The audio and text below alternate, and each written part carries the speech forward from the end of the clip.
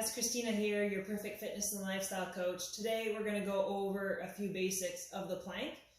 The plank can be done and made pretty easy if you're not very active in your positioning, but it can also be made very, very hard if you're actively engaging what needs to be engaged. So here I'm going to go over a few different coaching cues that we might use with our clients to make sure that they get the most bang for the buck in terms of their plank. So these can be done from the elbows or from the hands. Everyone will kind of have a preference. Maybe from the hands might hurt the wrist a little bit, so you might go on your knuckles, for example. So a few different things to look for when you're doing your plank.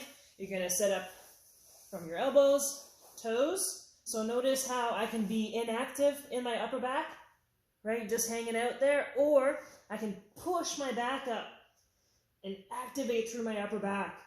Right? So that's number one, to get your upper back engaged and making sure that you don't forget all these little coaching cues when you start to activate other things in the plank. Because a lot of times core will activate, upper back will turn off, or upper back and core will be on and then glutes will turn off. So while maintaining your upper back, now let's try to activate our core and breathing into it. So you're going to physically try to bring your elbows and your toes closer together without actually moving, but pushing. And exhale, inhaling, trying to keep it. Exhale, and the upper back stays active as well. So that way, now we have the upper back, we have the abs, and your breathing engaging, right? Ribs stay down.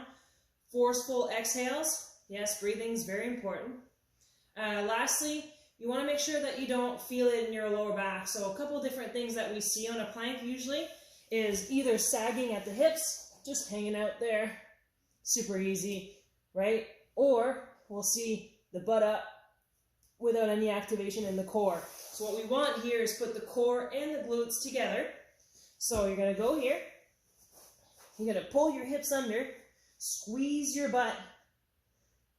Elbows to the toes, abs are on, exhale, upper back is on. Now you have all the components going together. See, I'm already sweating. Plank should be very difficult if done properly. So if on a program I give it to you and it says 5 to 10 breaths, it's not, it's inhale, exhale, active, ribs down, right? If I give you a specific time, you're still breathing just the same. You might go for 20 seconds, drop to your knees, wait 10, go back up. Instead of, say I ask you to do it for 60 seconds, hanging out for the last 30 seconds or 20 seconds. You want active planking at all times for most bang for the buck. So let me know in the comment how that feels. If that feels different than the typical planks that you do. Maybe you try to incorporate some of these cues, maybe all of them. Leave me a like and make sure to subscribe to see any future videos.